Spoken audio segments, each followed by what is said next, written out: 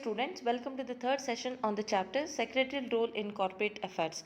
In this video, I am going to explain about two concepts, that is provisions under Companies Act with regard to maintaining the books of accounts, and the second one is the concept of dividends, under that rules relating to dividends and also secretarial procedure relating to payment of dividend. Let me begin the session now. The first concept to be taken up here is about provisions under Companies Act with respect to maintaining the books of accounts by the companies.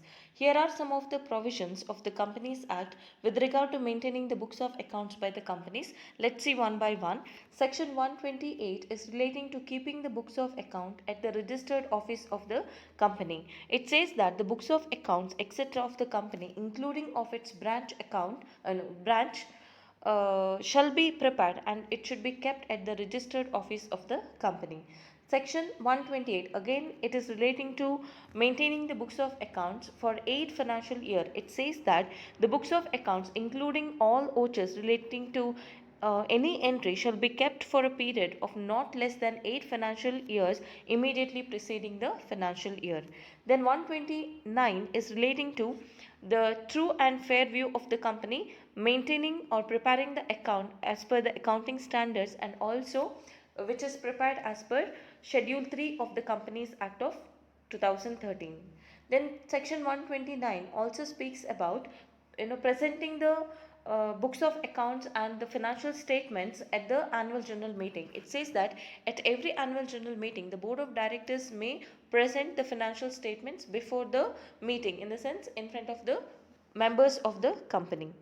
Then the same section 129 says about preparing the consolidated financial statement, where a company has one or more subsidiaries or associate companies. In addition to the financial statement of the holding company, they shall also prepare consolidated financial statements, that is consolidated financial statement of the holding company and all its subsidiary companies. It is also required to prepare the separate statement containing the salient features of subsidiary companies as well as associate companies. Section 130 speaks about reopening of accounts, that is the company can reopen and recast its books of accounts up to 8 financial years based on any application made by the central government or by the income tax department or by central Securities and Exchange Board of India or any other statutory body or any person by paying the fees of rupees 5,000 and ordered by the court or tribunal to effect earlier fraudulent or mismanagement by the companies. So if they have mismanaged the funds of the companies, then on receiving the application from any of these third parties, the company will have to reopen the books of accounts for 8 years. Section 131 speaks about voluntary revision of financial statements or board's report. If it appears to the directors that the financial statements do not comply with Section 129 of the Companies Act or Section 134 of the Companies Act, then it may prepare the revised financial statements or board's report in respect of any preceding 3 financial years after obtaining the approval from the tribunal in the sense court, on the or by the application made by any of the statutory bodies. Then section 132 speaks about constitution of National Financial Reporting Authority. The central government may constitute National Financial Reporting Authority to provide for matters relating to accounting and auditing standards. It has the power to investigate for such class of body, corporate or persons into the matters of financial misconduct of any member of CA or firm of CA under ICAI, have the same power of civil code under Code of Civil Procedure. Okay, so for National Financial Reporting Authority will have the same power which are given to the civil authority. Then section 134 speaks about approval and signing of financial statements and board's report. Financial statement which includes the consolidated financial statements, if any, if the company has subsidiary companies or associate companies, it should be approved by the board of directors and it should be signed by the chairperson or by 2 directors, out of which one will be the managing director, and by the CEO or CFO or CS wherever they are appointed in the company. Or in case of one person company, it will be signed by one director for the submission to the auditors for his report. And in case of board's report, it will be signed by the chairperson or by the 2 directors.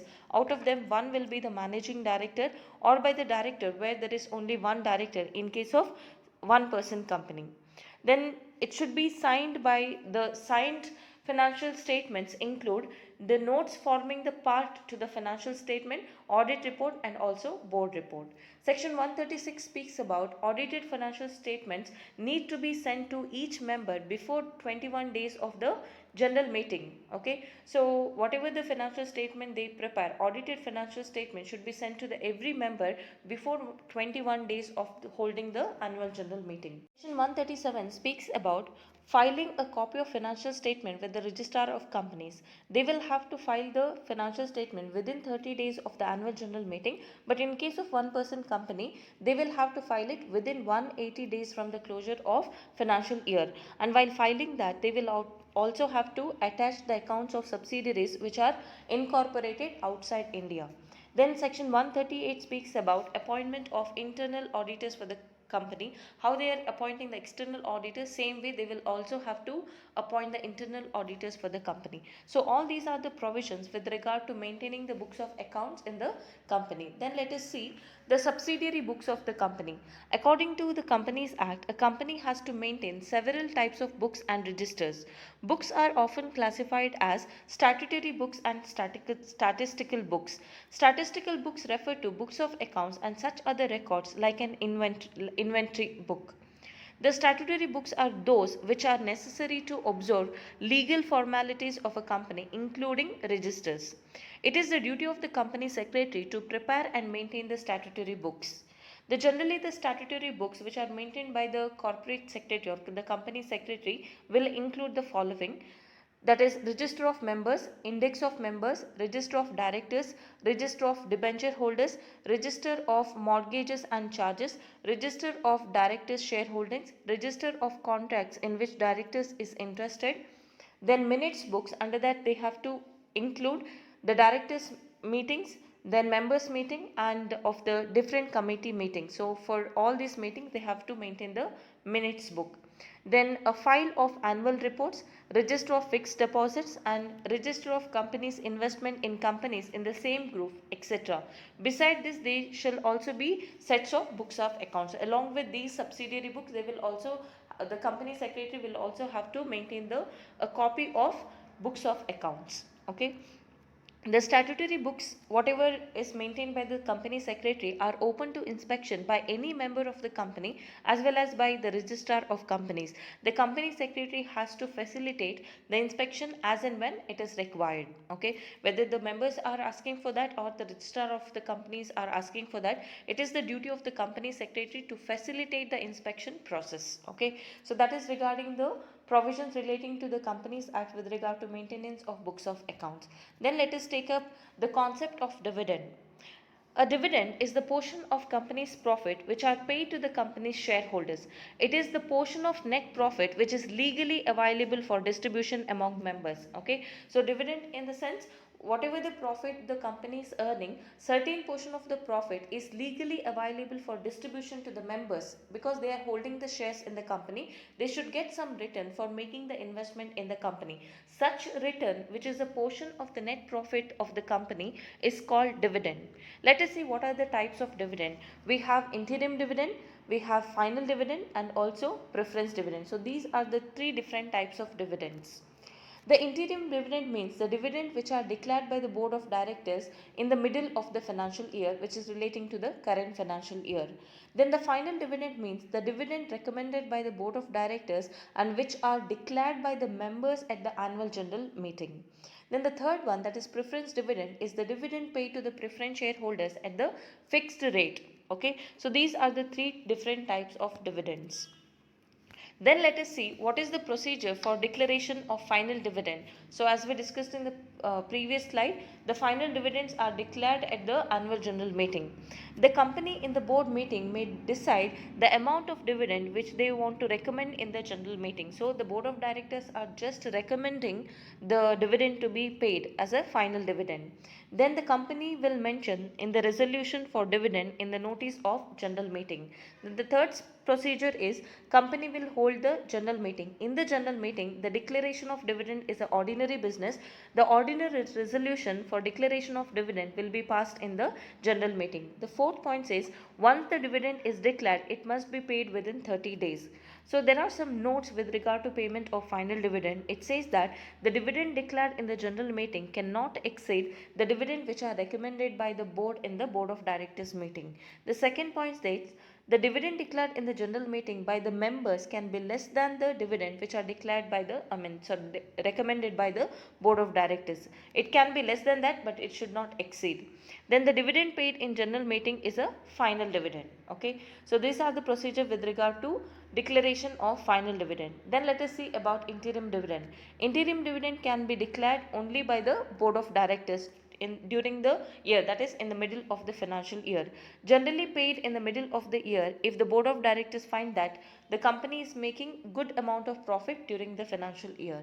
The board of directors can declare the dividend out of the surplus in the profit and loss account at the beginning of the year or the profit during the year. So whatever the profit, the dividend which they are declaring, either out of the surplus uh, profit and loss account balance at the beginning of the year or the current during the current financial year, that will be termed as interim dividend. The condition which are common for both final dividend and interim dividend are they will have to deposit the amount of declared dividend in a separate bank account of the company, and the payment of dividend should be within 30 days of declaration in the annual general meeting. Transfer of unpaid, they have whatever the dividend is not paid to the shareholders who could not be traced, the unpaid dividend should be transferred to a separate account of the company. And if they are paying the dividend at a later stage, for the delay they will have to pay the interest.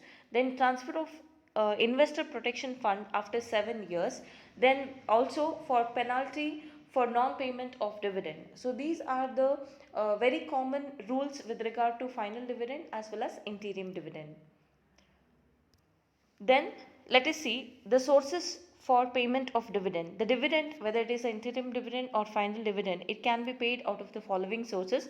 That is, first one, out of the current year's profit after providing for depreciation. The second source is out of the past year's profit which are there in the there as a accumulated profit and loss account balance. Then the third one, out of the past profits which are transferred to the reserve, which are called retained earnings. And the fourth one is out of the money provided by the central government or by the state government for paying the dividend. So these are the four sources for the payment of dividend. Then let us see the last concept, that is secretarial duties in relation to the payment of dividend. A corporate secretary is responsible to pay the dividend to all the eligible members of the company. So the secretary should diligently discharge the following duties. That is, the secretary of a company has to take full responsibility for the payment of dividend to the shareholders within 30 days from the date of annual general meeting, because in the annual general meeting the dividend will be declared. So within 30 days from that, they have the corporate secretary will have to see that it is paid to the shareholders. Then the second duty which he has to perform is, after the dividend is declared at the annual general meeting, the secretary will have to prepare dividend warrants and send them to the shareholders. So this is the one more duty which the company secretary will have to perform.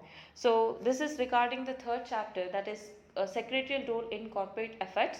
Please go through all the concepts. If you have any doubt, you can contact me. Thank you for watching.